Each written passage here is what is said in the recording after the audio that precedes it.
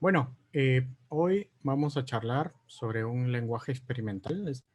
Está, tiene esta definición porque todavía no está terminado, ni siquiera desarrollado, pero esto nos da una oportunidad de poder entender un poco sobre cómo se viene desarrollando, cómo se piensa o cuál ha sido el proceso de pensamiento de un lenguaje de programación nuevo, cómo llega a esta idea, entender un poquito cuáles son los internals de este lenguaje y repasar quizás un poco de historia que para muchos que son algo jóvenes eh, podría serles ajena o lo ven más como una referencia lejana. Pero antes les cuento un poquito de mí. Eh, yo soy programador, de hecho escribo código desde que tenía 8 años, lo que es genial porque me ha permitido experimentar durante estos años en primera línea cómo han venido cambiando desde los lenguajes de programación, el rubro, han nacido paradigmas, han muerto paradigmas y la transformación de que de que hayamos sido en los años 90 usuarios y se haya democratizado tanto el acceso al crea tu propio código nos ha permitido ser creadores y ha diversificado mucho el acceso a poder crear cosas y creo que está buenísimo y está buenísimo haber podido estar dentro de este desarrollo, dentro de este proceso. Un poco contándoles sobre mí, digamos que como todos, la pandemia ha implicado cambios y oportunidades interesantes. Hasta el 2019 estuve trabajando en Mercado Libre en Argentina. Lideré la iniciativa de Developer Experience para Latinoamérica. Hicimos cositas interesantes, nuevos SDKs, plugins, todo tratando de respetar el código idiomático porque como les debe haber pasado cuando tratan de integrar alguna solución de un tercero, lo que suele pasar es que todo lo que está escrito parece que lo haya hecho un mismo programador que solo sabe un lenguaje y lo traduce a todo lo demás, y terminas viendo código escrito en Ruby, en Python, que parece Java, y eso al desarrollador no le parece muy divertido. Eh, Trabajamos mucho en eso, hicimos cositas interesantes, pudimos aprender de muchas de las empresas que están trabajando en iniciativas de Developer Experience en la región y en el mundo en realidad. El 2020 pude alcanzar una de las metas personales, que es ahí también están en el cartelito de resumen. Tuve la experiencia de participar en un emprendimiento en Estados Unidos. Conocí a un socio que es árabe y me sumé al proyecto Cuema, que me ha permitido tener experiencias muy buenísimas desde poder presenciar un pitch con uno de los tiburones o sharks que vemos en Sony, participar en una licitación con el gobierno de Estados Unidos y ver el miedo que le tienen a todo lo que dice Made in China, aprender a llevar una idea de un Arduino, de un proyecto físico a producción en masa y convertirlo a un producto físico real que podemos ver en las tiendas, que eso está buenísimo porque he visto muchos emprendedores que hacen cosas muy buenas en Arduino, pero hay como un gap de conocimiento o de expertise, digamos, para poder hacer realidad eso y llevarlo a un producto real que puedas vender en una tienda. Y yo tampoco tenía idea de cómo pasaba esto y creo que está buenísimo. He podido conocer emprendedores de muchas partes del mundo y hacer despliegues en países lejanos. De hecho, el más lejano que hicimos hace no mucho es en Kenia, que está bastante lejos y incluye retos muy interesantes a nivel de tecnología. En Cuema desarrollamos un botoncito, un botón de pánico, que es un gateway físico que permite ubicar personas dentro de un edificio, si es indoor, o con GPS si es outdoor, y permite explorar nichos de tecnología como contact tracing, seguimiento, assets tracing, evacuaciones, botones de pánico para desplegar digamos, un protocolo de seguridad. Hemos recibido financiamientos y varios premios en el estado de Missouri principalmente.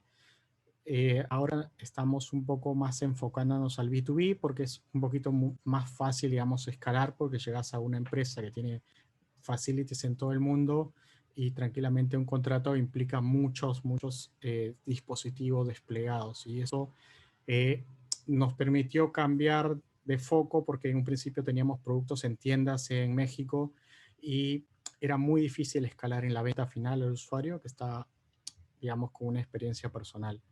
El 2021 inicié una compañía aquí en Perú. Tratamos de construir productos digitales y enfocarnos al mundo emprendedor. trayendo esta experiencia tanto internacional y convocando a algunas personas que he conocido durante toda la trayectoria, que ahora están en empresas muy, muy grandes, para poder llevar este know-how de cómo construir productos que parece que es a veces ajeno en Latinoamérica, donde se espera todavía el antiguo pásame la lista de requerimientos y voy a hacer exactamente lo que dice ahí. Quizás no tratamos no de ser muy creadores, pero el cherry lo dejamos para luego. Mi experiencia técnica, por ahí les dejé 5 lenguajes, que son los que, en los que suelo ser más activo y suelo codear mucho. Eh, pero hablemos un poquito sobre Bosque. Eh, yo soy un entusiasta del open source y fue así como descubrí que existía Bosque. Estuve buscando en GitHub muchos proyectos o donde podía aportar un granito de código y ahí encontré una tesis que es la tesis de Mark Marron. Él hablaba sobre factores de complejidad accidental y teorizaba sobre un lenguaje de programación que desde el diseño trate de evitar estos factores. Esto hace que nazca el proyecto Bosque. Luego Mark pasa a trabajar en Microsoft como investigador del área de Microsoft Research y ahí empieza a construir su primer prototipo, el cual hacía open source y el cual yo me integro para poder aportar un poquito eh, a ese proyecto que se veía interesante porque plantea cosas muy buenas. Pero para entender qué es lo que plantea un lenguaje de programación, veamos una de las preguntas que se planteaban en estas discusiones cuando recién se lanzaba el proyecto, que era ¿por qué necesitamos otro lenguaje de programación?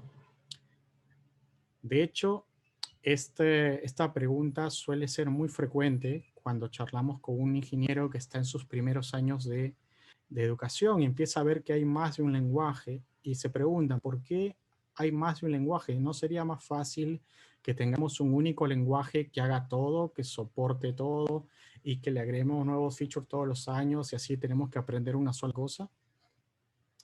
Y tratando de responder esto, encontré una forma muy interesante sobre cómo explicar esta o cómo responder a este interrogante. Y una analogía buenísima que existe es pensar en los lenguajes como instrumentos de música.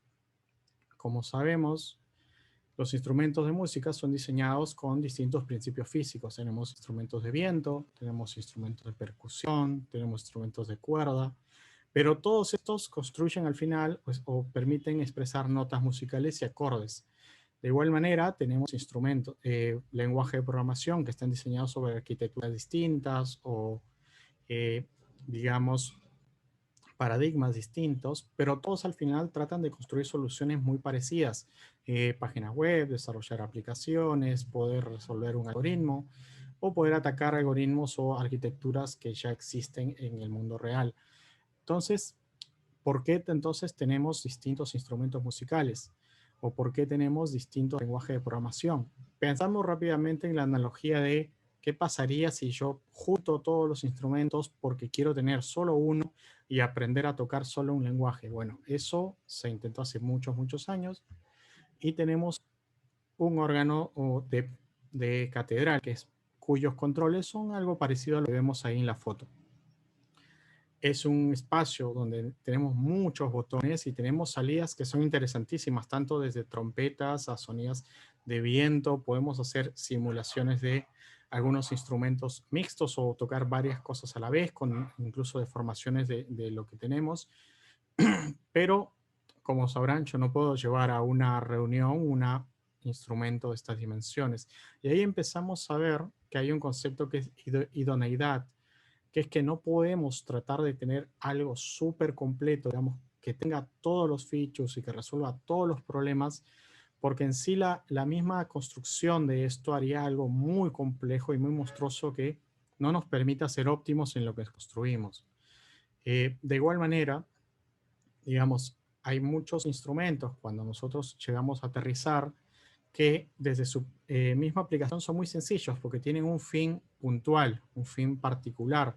No vamos a tratar de tocar la quinta sinfonía con un triángulo, porque no, claramente no vamos a poder tener las suficientes notas para poder expresar aquello que teníamos en una partitura inicial. De igual manera, no sabemos si podemos o no podríamos decir objetivamente quizás que la Quinta Sinfonía que se planteó para violín no puede ser tocado por un piano, porque también lo hemos escuchado en pianos. Entonces, estos tipos de variantes hace que nos confundamos un poco y pasa lo mismo con los lenguajes. Vemos que uno puede hacer una web con Rails o puede hacer una web con Django, o puede hacer una, eh, bueno, Python y Ruby claramente, pero no sabemos exactamente o no tenemos digamos, una razón muy clara u objetiva que podamos decirle a alguien es mejor hacerlo con este lenguaje que con este, porque para este objetivo claramente es una cuestión de preferencia o de expertise personal. Si yo quisiese tocar la Quinta Sinfonía con un violín porque soy buenísimo en violín, me va a salir bien y va a funcionar. Y si lo quisiese hacer con un piano, probablemente también funcione y quizás a alguno le guste más, pero no es que haya una diferencia muy clara. Pero si queremos usar una guitarra, quizás vamos a tener que hacer una traducción, que es lo que pasa muchas veces cuando usamos un lenguaje que al cual no está pensado, no fue destinado para resolver cierto tipo de problemas. Al tratar de hacer esta traducción o forzarlo, eh, podemos perder mucho del sentido en sí para el cual se diseñó el lenguaje o podemos tener un esfuerzo técnico muy grande cuando no es necesario. Digamos, si queremos empezar a hacer análisis de datos con PHP, al no tener muchas librerías como las tendríamos con Python, preconstruidas, tendríamos que escribirlas y eso es un proceso complejísimo. Ahí podemos usar una analogía muy sencilla que podemos usar Legos para hacer una casa, claramente, pero es mucha la cantidad y mucho el esfuerzo y podríamos usar tranquilamente ladrillos reales. No es que no se pueda, sino que es un esfuerzo innecesario sobre el cual podría hacer perdernos productividad o podría no estar, o incluso la misma estabilidad del lugar que podríamos llegar a sacrificar. Entonces, en resumen, digamos que es posible tocar o es posible desarrollar con muchos lenguajes o con un lenguaje muchas soluciones, pero hay lenguajes que son específicos o fueron pensados para ciertos rangos de aplicación muy particulares. Digamos, es más fácil usar R para análisis estadístico que tratar de usar Lua. O quizás es mejor usar Lua para extender servidores en Nginx en lugar de usar Ruby, porque tendríamos que construir una capa adicional de abstracción. Y no es que no se pueda hacer, sino que no es lo más óptimo. Y viene ahí mucho la analogía. Eh, Se pueden construir cosas, pero no siempre tenemos que eh, usar un mismo lenguaje para todo, porque cada uno implica una arquitectura enfocada a tratar de resolver un set de soluciones puntuales y eso nos permite enfocar nuestro desarrollo y ser quizás más eficaces en lo que venimos construyendo. Eso tratando de entender de dónde viene, pero aterricemos un poquito más. ¿De dónde viene la necesidad de crear algo como Bosque? Eh, para esto hay que recorrer un poquito cómo vienen desarrollándose los lenguajes a través de la historia. Cuando nosotros teníamos nuestros primeros lenguajes de programación, teníamos algo parecido a esto. Este es, digamos, el Fortran 77, se podía traducir directamente a tarjetas perforadas. Cuando escribíamos este código, nosotros pensábamos en la programación como una ejecución secuencial de pasos. De hecho, muchos libros, cuando aún leemos en programación, entendemos la programación como una ejecución secuencial de pasos. Pero estos pasos necesitan a veces repetirse y es donde aparece el goto, que es el goto al que se refería Dijkstra en algunas notas, que a veces empieza a generar caos, porque si tenemos gotos dentro de gotos, es cada vez más difícil tratar de entender qué es lo que hace este lenguaje o tratar de entender, digamos, esta pieza de código hacia dónde va, porque empezamos a tener complejidad. Esta complejidad se trató de aterrizar y resolver con lo que llamaban la programación estructurada en su momento, y la programación estructurada trataba de reemplazar este goto y trataba de proponer la teoría de que todo programa posible que podamos imaginar se puede resolver con estos tres tipos de elementos, con una serie lineal de ejecución, con condicionales y con bucles. Esto englobado dentro de funciones que también podías tener subprocedimientos para englobar estas capas de abstracción, pero decían que no necesitamos los GoTo y que podríamos usar estas instrucciones de flujo de control para representar cualquier programa. Los que son un poco mayores recordarán que en los años 90 o 2000 muchas veces nos enseñaban a construir programas usando estos diagramas de flujo, porque era la forma en la que la programación estructurada expresaba un programa. Todo programa era predecible, todo programa podía resumirse en un diagrama, todo programa era sencillo y de ejecución única, y esto hacía que el proceso de construcción era muy sencillo. Pero cuando empiezan a complejizarse o hacer sistemas más complejos, empezamos a tener diagramas muy grandes y pasaba que llegamos a los tiempos de la programación modular, que es cuando empezamos a tener en lugar de estas cajitas, cada cajita es un módulo y dentro de ese módulo hay otros diagramas mucho más grandes y vamos a aterrizar de esa manera código muy complejo que es parecido a cómo construyen en COBOL, digamos. En COBOL tenés diagramas de dentro de cajas y cada uno tiene una ejecución específica con un diagrama claro de hacia dónde va. Y esta complejidad empezó a incrementarse mucho con la programación modular de aquellos años, llegando a lo que se conocía como programación orientada a objetos, que a diferencia de sus antecesores, que era la programación estructural, significaba un cambio muy duro, porque hasta este momento todo programa era casi determinístico. Tú podrías saber qué es lo que entra, qué ejecución va a tomar y qué es lo que va a salir.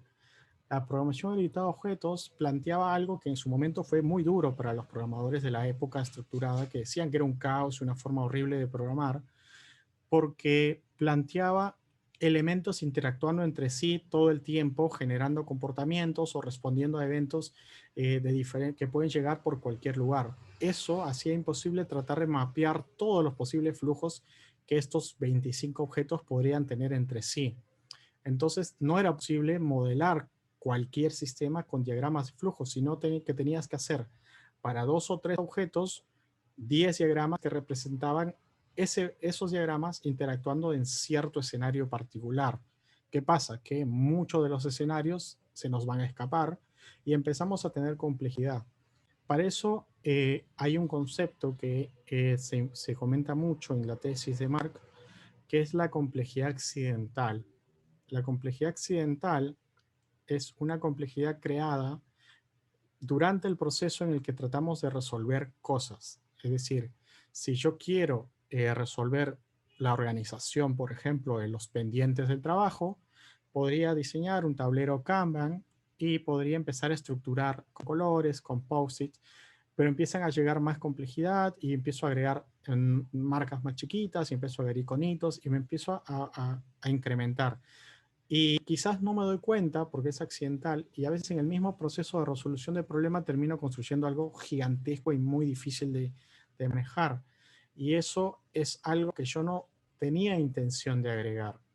Entonces, esto suele pasar y a veces es inesperado. Y cuando se vinieron construyendo todos estos saltos de lenguajes de programación, desde el Fortran 77 hasta lo que tenemos hoy, durante ese proceso aparecieron muchos problemas y muchas de las soluciones que fuimos tratando de resolver generaron otros problemas, como el aliasing, tenemos problemas de comportamiento indeterminado, tenemos problemas que hasta hoy incluso no tienen una solución específica y generan posibles puntos de error dentro de nuestra aplicación, porque están, digamos, embebidos dentro del mismo diseño del lenguaje de programación. Son problemas de diseño que han venido incrementándose como deuda técnica a lo largo del desarrollo del lenguaje de programación, porque cuando tratamos de desarrollar algo puntual, creamos algo más complejo y eso tiene otros errores que acarrean ese problema y tratamos de construir una capa de abstracción mayor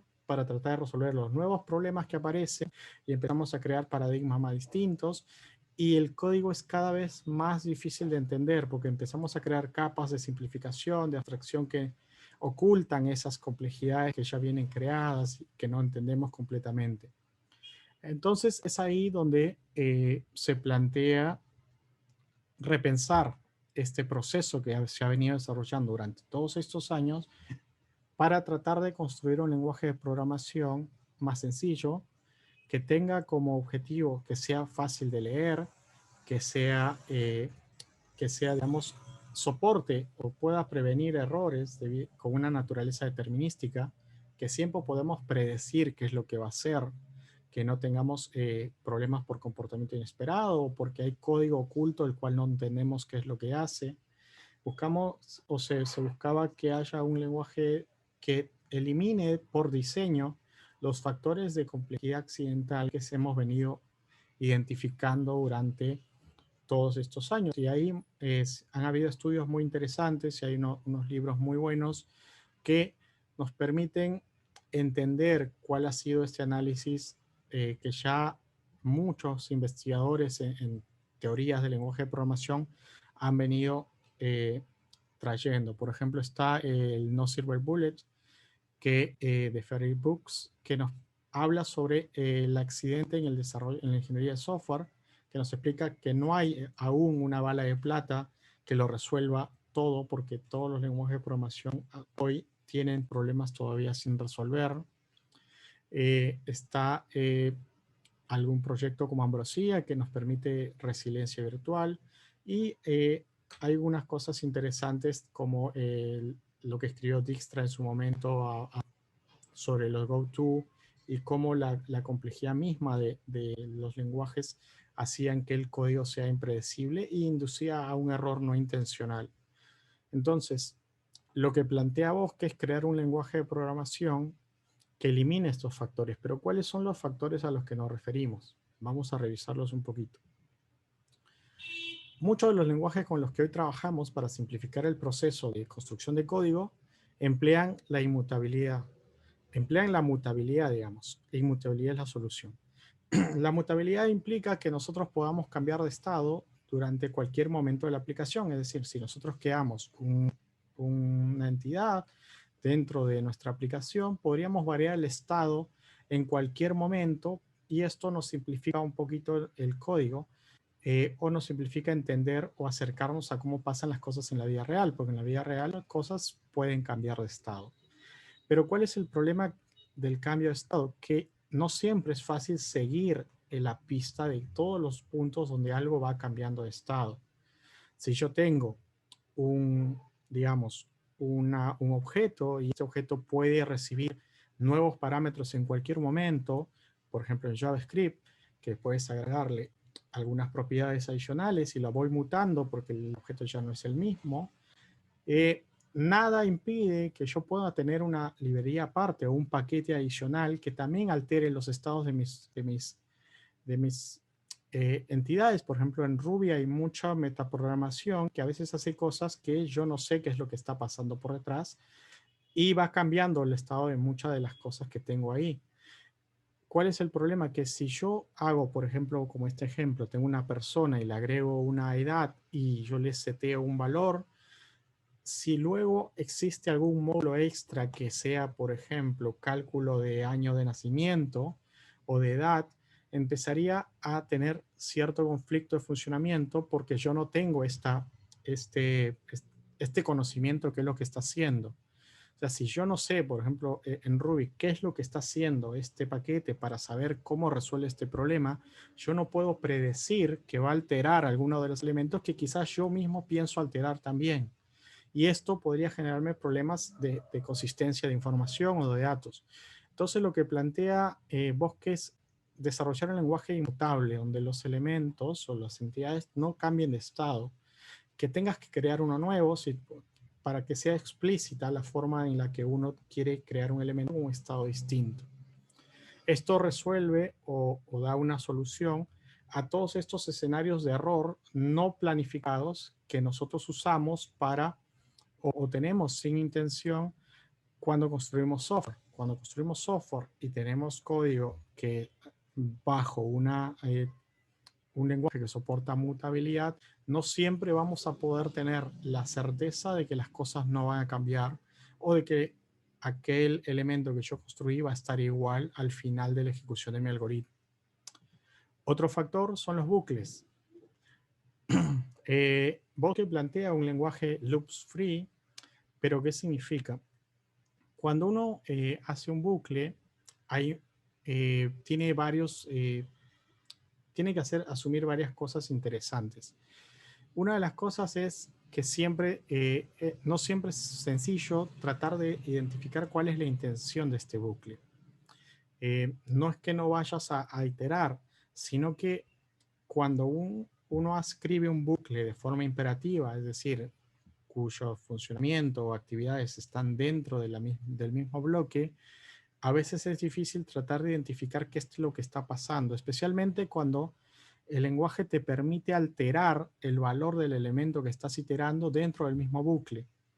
Por ejemplo, si yo itero dentro de un array y dentro del mismo bucle yo puedo alterar los elementos de ese mismo array, no es muy sencillo tratar de identificar en cierta etapa del tiempo qué es lo que está pasando.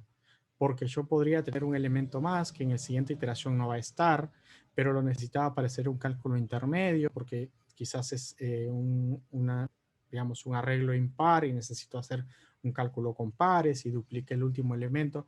No es muy sencillo tratar de identificar qué es lo que quiere hacer este código. Y pasa lo mismo con la recursión.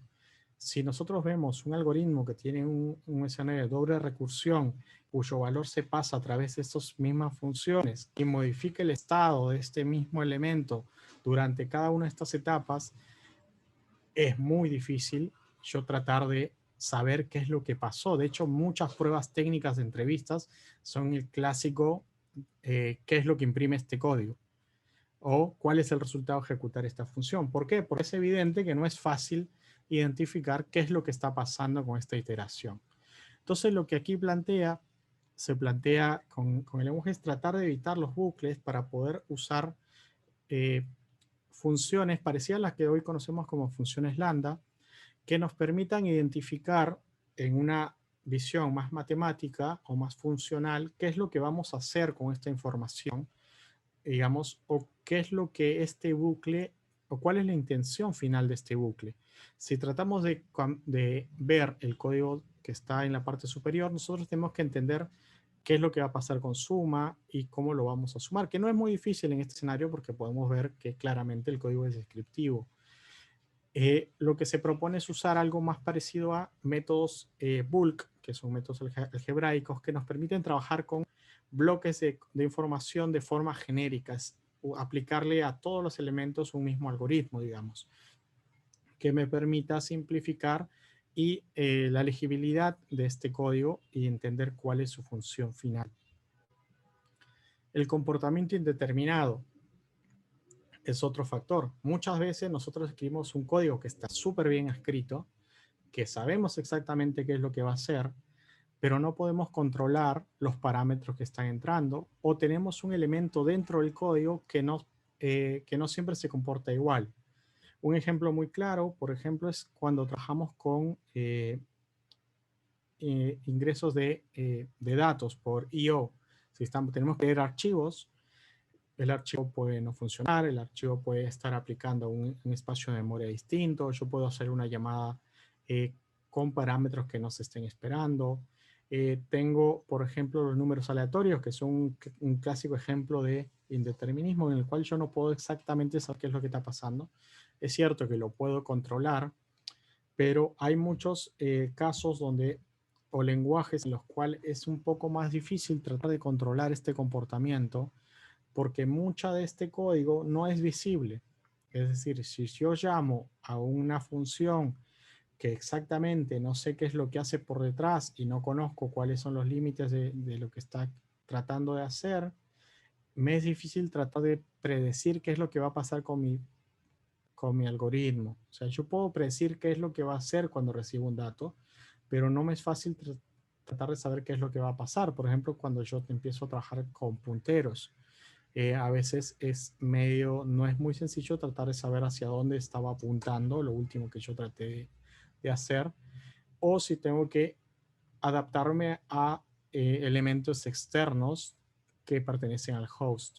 En este escenario lo que plantea Bosque es que el lenguaje sea ajeno al entorno de ejecución, es decir, que no dependa digamos, tratar de tercerizar al host que ejecuta la aplicación todo el manejo de estos elementos externos o de complejidad, como valores aleatorios, como UIDs, como ingreso, input, output de información.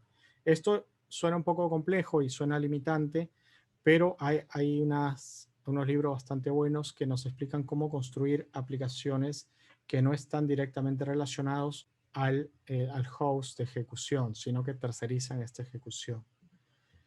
La invariancia de datos, que es algo que veíamos con los loops, que digamos se suele violar mucho, que cuando tratamos de tener un elemento, una clase, una colección de información, solemos tratar de modificarla en el vuelo para simplificar nuestro algoritmo, y a veces esto hace que sea muy difícil de tratar de controlar o de evidenciar un error en alguna de estas iteraciones. Lo que plantea Bosque es que no hagamos, digamos, una modificación ítem por ítem, o que no tratemos de trabajar ítem por ítem, sino que tratemos de pensar, como planteé en el hito anterior, más algebraicamente. Es tratar de aplicar una fórmula que se ejecute, o una tratada de llamada que se ejecute de manera uniforme para un conjunto de datos y que nos permita extraer cierta información que necesitamos. Por ejemplo, en este ejemplo rápido, sacamos los elementos 7 y 9 en función a las posiciones, pero no tengo que hacer una iteración y hacer un if posición, que quizás podría implicar unas líneas de código, pero cuando esto lo llevamos a un modelo mucho más complejo, es un poquito más difícil tratar de saber qué es lo que va a pasar exactamente con cada uno de los elementos, si es que cumplen o no alguna de las condiciones. Y lo último, que es un problema que se presenta en muchos lenguajes que hoy tenemos, que es el aliasing. Por ejemplo, eh, uno tiene un valor que está dentro de la memoria, a la cual se le asignan dos identificadores distintos. Esto pasa mucho con lenguajes que nos permiten usar punteros. ¿Qué pasa si dos identificadores están trabajando sobre la misma posición de memoria y yo les paso estos identificadores a dos entidades distintas de ejecución, por ejemplo en dos hilos distintos, y algunos de estos empiezan a modificar el código a través de ese acceso? Para mí es muy difícil tratar de saber qué es lo que pasó con esa variable, porque yo estoy controlando otro nombre, estoy controlando otro identificador y tratando de identificar este proceso. Entonces, es difícil tratar de saber qué es lo que pasó con mi código cuando éste responde a muchos nombres distintos. Cuando responde a muchos nombres distintos, o es posible poder añadirle un alias a un identificador, el código podría caer en algunos problemas de errores no intencionales. Por ahí, para eh, volver al comportamiento indeterminado, que eso también lo genera, es que genera comportamiento que yo no puedo predecir. De igual manera que lo generaría, digamos, la inferencia de tipos. La inferencia de tipos no siempre va a pasar lo que yo espero que pase, porque el usuario siempre puede introducir un valor no esperado y tenemos que tratar de controlar. Y a veces el código se vuelve un código defensivo en el que estamos tratando de controlar todos los posibles casos de error, en lugar de ser un código que describe el funcionamiento, o que sea un código sencillo de entender. Entonces, estos son digamos, las bases sobre las cuales se fundamenta o se construye Bosque. Elimina todos estos factores de complejidad completamente del código y nos brinda un código determinista en el cual siempre sabes qué va a pasar con el código, con las variables que ingresas, que siempre sabes qué es lo que está pasando detrás.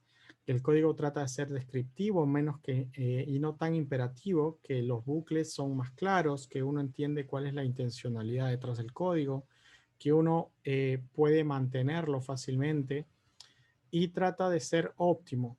¿Esto por qué? Porque si tenemos código que no es, que tiene comportamiento determinista, se puede construir un compilador que permita hacer ajustes o optimizaciones a nivel, digamos, más bajo. Podemos eliminar completamente muchos de los posibles caminos que hoy tenemos en el lenguaje de programación, que exploran alternativas más abiertas.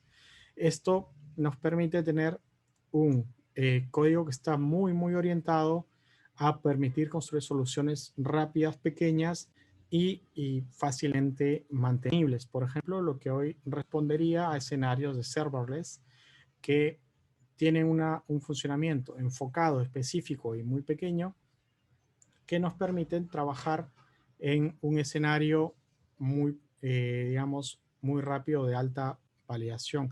Adicionalmente tiene algunas ventajas también dentro de cómo se viene desarrollando Bosque.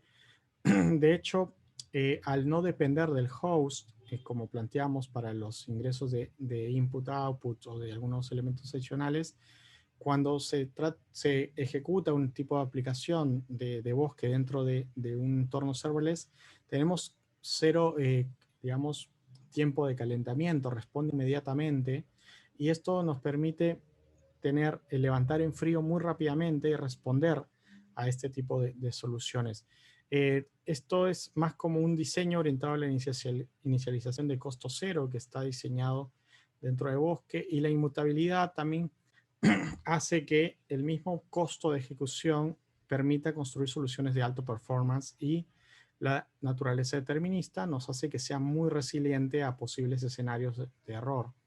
Otras aplicaciones con las cuales se está explorando con Bosque, que estamos pensados hacia futuro debido a su naturaleza determinística nuevamente, es la programación sintética. Es poder trabajar con o diseñar algoritmos de inteligencia artificial que permitan sintetizar código, porque muchos de los programas de Bosque pueden modelarse fácilmente al ser determinísticos, y estos permiten responder a patrones que puedan ser predecidos y generados mediante un algoritmo de inteligencia artificial, y podríamos trabajar con Bosque como un lenguaje de output sobre el cual se construyan modelos que resuelvan problemas que hoy los tenemos que codear. Digamos, codear escribir una inteligencia artificial que escriba código.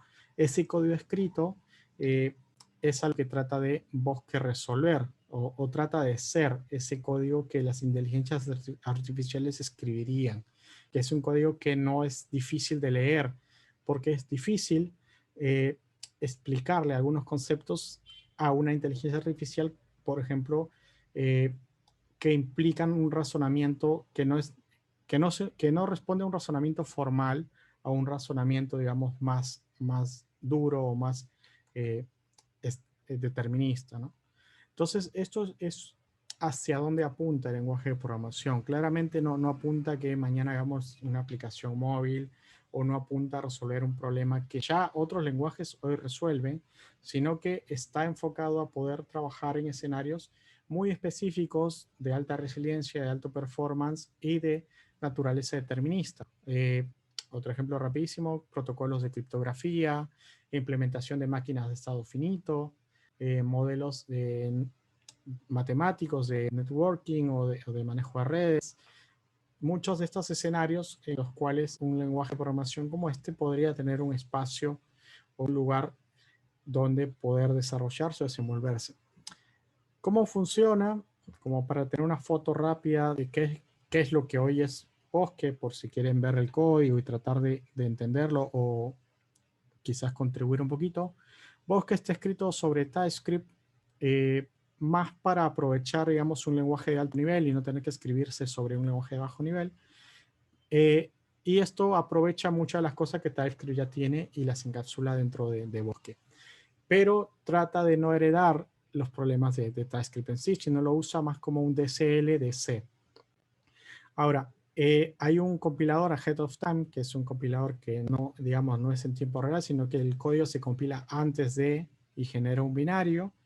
Y ahí se usa una estrategia muy buena en lenguaje de programación cuando alguien diseña un nuevo lenguaje y no quiere construir todo el compilador de nuevo, que es construir una representación intermedia. ¿Qué es una representación intermedia? Básicamente es cuando nosotros, a partir del código escrito, por ejemplo, en este caso, Bosque o TypeScript, tratamos de hacer una representación abstracta del árbol usando un árbol sintáctico sobre cuál es el código que está escrito y cuál va a ser el flujo de ejecución en C. Hay varias estrategias, tienes árboles sintácticos, tienes representación intermedia lineal, usando quizás notations como postfix. Pero ¿cuál es el objetivo final de usar esta representación intermedia?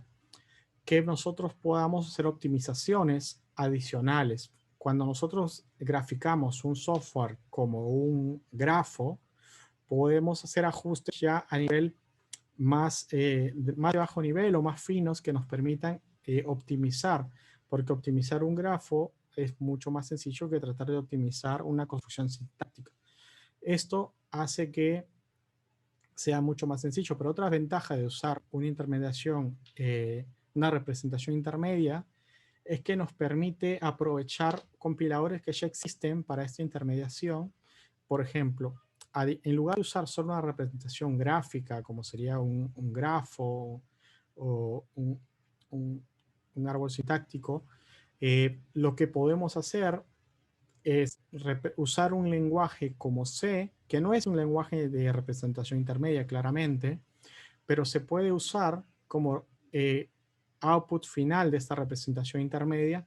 ¿Para qué? Para permitirnos usar un compilador C para poder llevar nuestro código hacia un binario.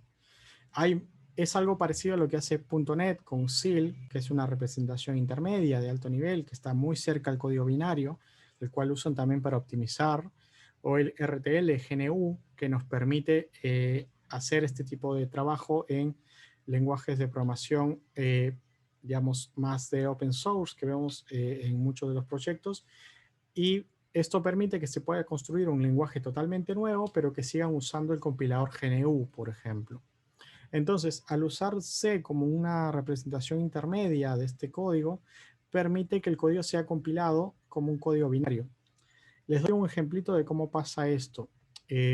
Por ejemplo, hay una función que está acá, que es el float64, que es una que escribí hace no mucho, y lo que hace, si se dan cuenta, es tratar de convertir las llamadas a float64, después de pasar por un grafo, digamos, esto es el token que se identificó, a una llamada, a una línea de código en C que hace exactamente lo mismo. El std hace una conversión de un string a un valor double, que en Bosque los doubles y los floats son casi lo mismo. Y esto nos permite devolver un double. Entonces, ¿qué quiere decir? Que cuando el código escrito en Bosque llegue a una representación de C, esto se va a interpretar como si yo hubiese escrito esta línea en C. Es básicamente como Bosque se traduce o se va traduciendo a partir de esta representación de un grafo hacia código C. Es casi una transpilación que permite llevar un código de un lenguaje nuevo hacia un compilador conocido y finalmente un binario. Pero al estar en C nos abre una set de posibilidades interesantísimas, como permitir construir módulos para otros lenguajes a partir de Bosque. Especialmente se hizo experimentos con Node.js para construir, digamos, add-ons de tipo NAPI que permitan llevar este código de esta aplicación de Bosque como un add-on del mismo Node que yo pueda llamar directamente desde mi servidor Node sin preocuparme, digamos, por entender qué es lo que está pasando. Esto hace que sea muy sencillo portar mi código y quizás, como decía, no pensar en toda la complejidad de manejar un input-output de un servidor web, sino centrarme en que el código que se va a ejecutar dentro de mi aplicación Bosque vaya a correr muy rápido, vaya a correr con una alta resiliencia que no va a fallar. Y dentro de estas optimizaciones a nivel de C hay cosas interesantísimas que hacen en Fusing, se hacen unas compilaciones optimizadas, eso, auto-marshalling, hay varias cosas muy buenas que están dentro del mismo AOT que sí se escribió muy a medida para tratar de entender, de resolver escenarios determinísticos. Esto es más o menos cómo funciona y lo que trata de eh, aterrizar, digamos, es poder, o lo que se resuelve al final es poder construir un lenguaje de programación sin mucho esfuerzo para no enfocarse en el cómo va a llegar del lenguaje al binario, sino poder enfocarse cómo construir esta sintaxis más human friendly, más centrado en los humanos y cómo nosotros podemos entenderlo o adoptarlo de una manera muy sencilla, porque tendríamos que instalar básicamente Node.js o TypeScript y usar un compilador C cualquiera, que por lo general las instalaciones del sistema operativo ya traen con sí, para poder convertir nuestro binario. Esto es cómo viene funcionando como un internal. Cuando usar Bosque, hoy es un lenguaje experimental, hay muchas funciones que no están totalmente implementadas. Eso es una oportunidad buenísima si es que quieres contribuir. Hay funciones muy sencillas como las que le mostré que no están implementadas. Por ejemplo, el float_min me parece que no está implementado. Es que básicamente buscar cuál es su representación en C, entender cómo funcionan los parámetros y puedes enviar tu PR y puedes sumarte al proyecto para terminar de implementarlo. Se está construyendo una versión 1.0 que tiene como fin poder servir para construir soluciones interesantes. Y a principios de este año tuve la oportunidad, de trabajar con la editorial de Packet para poder escribir un libro que explica muy a detalle todo lo que hace Bosque, cómo funciona, tiene ejemplos muy buenos de código. Eh, Hay ejemplos bastante matemáticos que están interesantísimos de entender cómo aterrizarlo y se hace una exploración más detalle sobre cómo funciona cada uno de estos factores o como estos ejemplos de complejidad que venimos explorando. Por ahí, si quieren entender cómo usar Bosque o quieren leer más sobre el código, pueden entrar a GitHub, que está por acá, o me escriben claramente, o pueden comprar el libro que está ahí disponible en Amazon. Así que con eso estaríamos cerrando y por ahí si tienen algunas preguntas las podemos charlar. Muchas gracias, Joel. Más bien, muy interesante los temas que mencionas con Bosque. Eh, y sí, vamos a ver si tenemos alguna pregunta. Primero yo voy a empezar con una pregunta que tenía. Me imagino que también ya diste algunos motivos por el cual están usando TypeScript también, pero me imagino que también es porque también está mantenido por Microsoft, ¿no? Me imagino que algo tuvo que ver ahí, Eh, Me parece que no, ¿no? porque TypeScript vino un poquito antes del sponsoring de Microsoft, pero me Ok, parece que fue, creo, al revés. Me parece que él usó TypeScript y llamó la atención en Microsoft justo para oh, poder contratarlo dentro del equipo de research, porque les hacía sentido, ¿no? No era como alguien que claro. se fumó algo rarísimo que no está relacionado, sino que por ahí es algo que eventualmente, imagino, como suelen ser los de Microsoft, que no son tan buena gente, lo quieren, si funciona, lo van a tratar de integrar dentro de la plataforma Microsoft y quizás que converse mucho mejor con .NET y con estas herramientas y por ahí les sirve más. Claro, tiene sentido.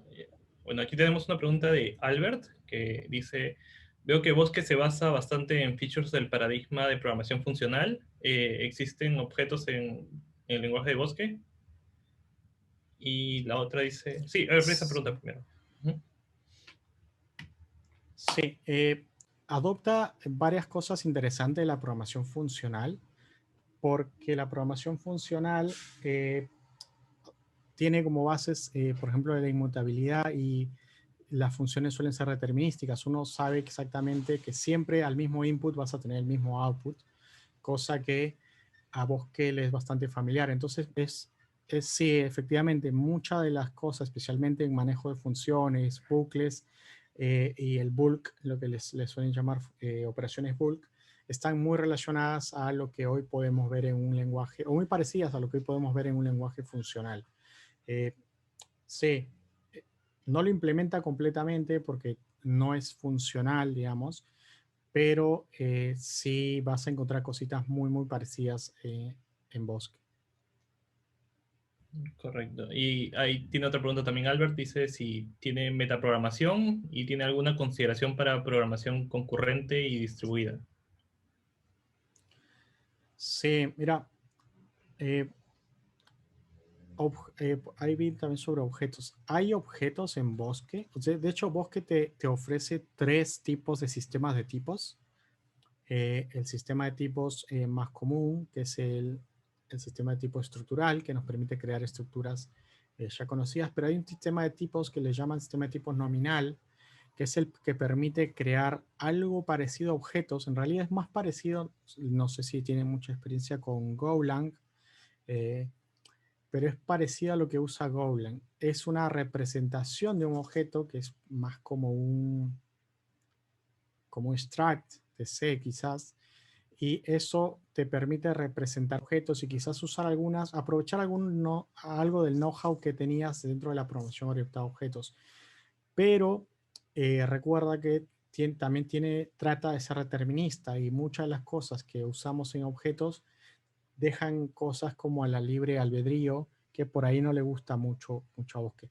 En Bosque los objetos más son como contextos de agrupación, o sea que te permiten agrupar y bajo un nombre, digamos un set de funciones, una set de parámetros, y que te permitan dar un orden al código que venís escribiendo. Sobre eso también tienen namespaces, por ejemplo, y tiene más un sentido organizador más que tratar de implementar en sí el paradigma orientado a objetos. Sobre metaprogramación, no lo soporta, precisamente porque muchas cosas que vienen de la metaprogramación tratan de hacer edición de código al vuelo, es decir, poder modificar elementos que ya existían como los mismos objetos en sí al vuelo, o crear funciones o propiedades que no existían, o añadir funciones que no existían en la definición misma. Entonces, no lo soporta, pero lo más cercano que puedes hacer a metaprogramación es escribir la capa intermedia de TypeScript.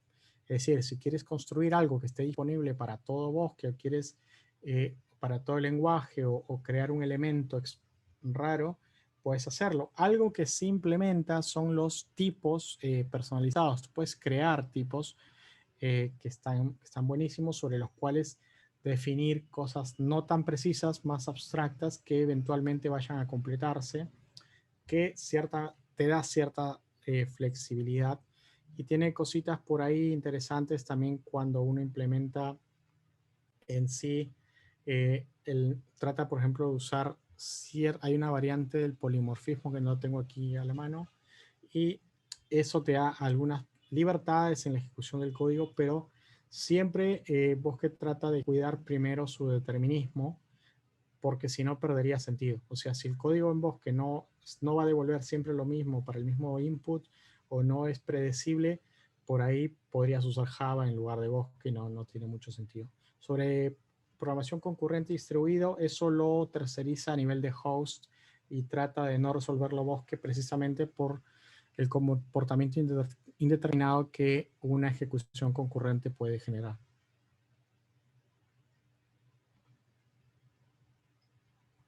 Perfecto. Ahora, no hay ninguna otra pregunta en el chat. Eh, Muchas gracias, Joel, por la presentación. Bastante interesante. Bosque, la verdad no había escuchado hablar del lenguaje. Buenísimo. Ahí hay una pregunta.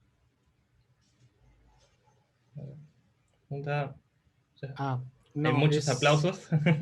un transpilador. Por ahí le dejo, para no quitarle mucho tiempo, le dejo que lo busque. Hay dos conceptos que están buenos buscar, que es transpiler, que es cuando llevas de un Ya, lenguaje a otro, pero el otro concepto, que es ahead of time, y representación intermedia, que sería lo más cercano a lo que hace Bosque.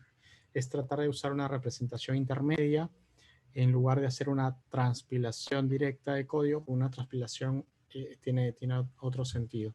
Por ahí, para que lo busquen un poquito más, así no te largo mucho la reo. Y por ahí, para los que dicen si hay descuento por el libro, no. está bien. Bueno, no hay descuento entonces.